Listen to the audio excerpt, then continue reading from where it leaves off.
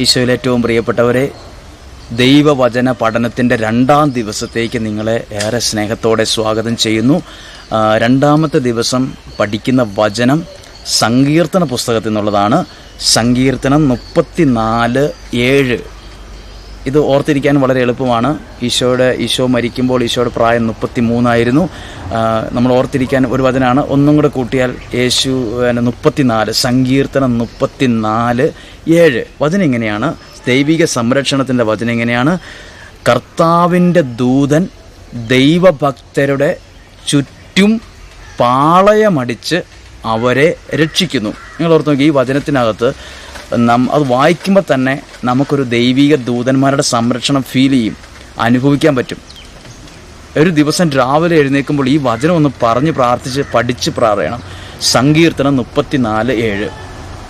കർത്താവ് ദൈവഭക്തന്മാരുടെ ഒരു സൈഡിൽ നിന്നല്ല, 4 സൈഡിൽ നിന്നല്ല, ചുറ്റുമെന്ന് പറയുന്നത് 4 സൈഡിൽ നിന്നല്ല, ചുറ്റും പാളയമടിച്ച്, അതായത് ഒരു വീടിൻ്റെ ചുറ്റും മതിലുള്ളതുപോലെ ആണ് പറഞ്ഞിരിക്കുന്നത്.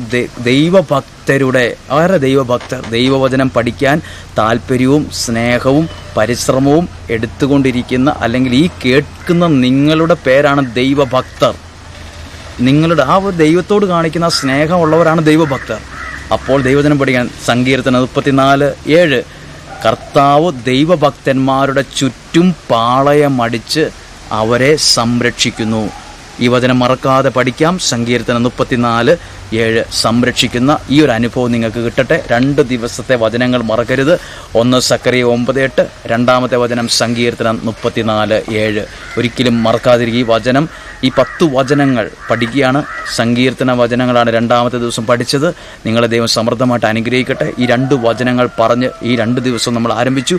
ഇനിയുള്ള ലൈഫ് ലോങ് നമ്മൾ ഈ വചനങ്ങൾ പറഞ്ഞ് പ്രാർത്ഥിക്കും.